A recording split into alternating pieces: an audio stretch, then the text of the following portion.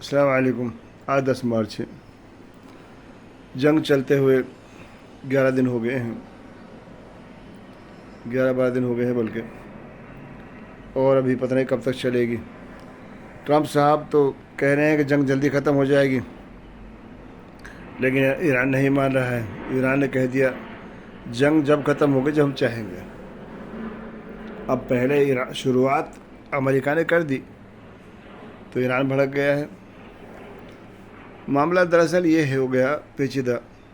एक तो इन्होंने बहुत बड़ा ब्लंडर ये कर दिया इसराइल ने और अमेरिका ने कि उनके सबसे बड़े नेता की हत्या कर दी। इससे मामला बिल्कुल पलट गया। सारे ईरानियों की सिंपैथी खमेनी की तरफ चली गई और जो रिजिम चेंज की बात थी अमेरिकन के हाथ से खिसक गई।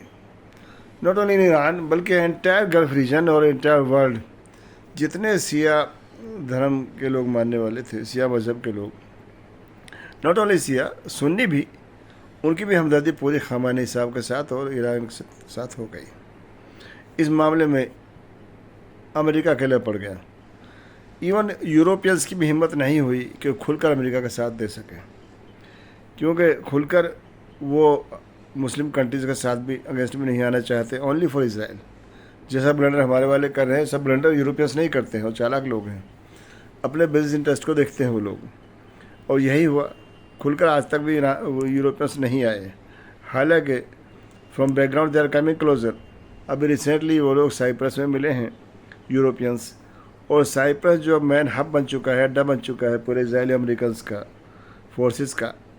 अब वहाँ वो लोग जो है इनको सपोर्ट देने पहुँच गए हैं, और फ्रांस ने अपना अब शिप उतार दिया है, ब्रिगेड फ्लीट, अपना पूरा फ्लीट उतार दिया है समंदर में, और टू सपोर्ट दीज फोर्सेस।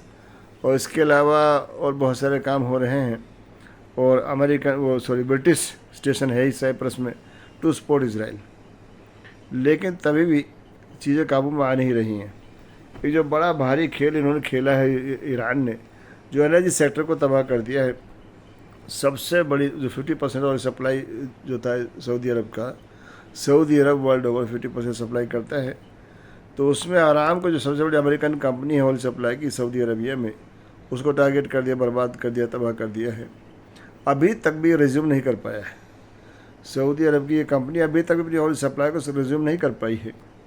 दूसरा जो इन्होंने एक बड़ा टारगेट, कतर के जो आपका ये गैस सप्लाई हब है, जो आपका रास लफान जो एरिया डेजर्ट में है इनके पास, जो दुनिया का I think 20% of the total gas supply इसी पॉइंट से होती है, उसको तबाह कर दिया है ईरान ने।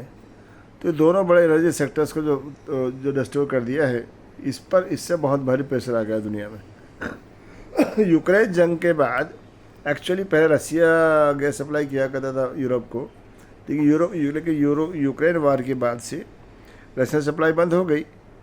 तो अब उन्होंने कतर के साथ जो है वो टीटी किया। कतर का हालांकि रूट तो काफ़ी लंबा है यूरोप के लिए, पर इवन देन कतर से जो है एलएनजी सप्लाई होने लगी। अब वो भी रुक गई यूरोप के लिए, तो यूरोप का तो बिल्कुल बेड़ा गर्क हो जाएगा। वहाँ कीमतें बढ़ रही है, बुरी तरह से बढ़ रही है, बढ़ने लगी है। बल्कि 11% कीमतें पेट्रोल की अमेरिका में बढ़ गई हैं, यूरोप में बढ़ रही है। तो इसका रिजल्ट तो बहुत नेगेटिव होने वाला है अगर इसी तरह। और इसी वीकनेस का फ़ायदा ईरान उठा रहा है, चूँकि ईरान जितना लंबा इस वार को खींचेगा, चाहे ईरान का कितना भी नुकसान हो जाए, लेकिन अगर ईरान ने इस वार को 1 महीना खींच लिया तो ईरान तो तबाह हो, यूरोप तो तबाह हो जाएगा। हालांकि नुकसान तो अमेरिका को भी होगा, लेकिन अमेरिका को उतना लॉस नहीं होगा। दूसरी तरफ इसराइल जो है, इसराइल इतना डिस्टर्ब हो जाएगा, इसराइली पॉपुलेशन बुरी तरह डिस्टर्ब हो जाएंगे ये लोग, और ये तो वार झेल नहीं सकेंगे, क्योंकि मरने के आदि है नहीं, मरने से बहुत डरते हैं लोग। यहूदी लोग जो कौम है मरने से बहुत डरती है, तो ये तो आधा जहर खाली हो जाएगा इस तरीके से। तो ईरान इन सब चीज़ों को जानता है और लड़ना चाहता है। मेरे ताऊ मोहम्मद का कहकर एक बात कि एक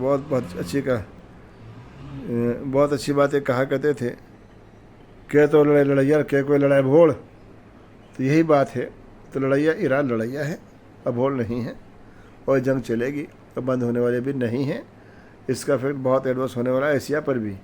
हमारे लिए भी पूरा रूट पूरा जो एनर्जी सप्लाई का रूट बंद हो चुका है, इसका बहुत भारी नुकसान हमें हो रहा है।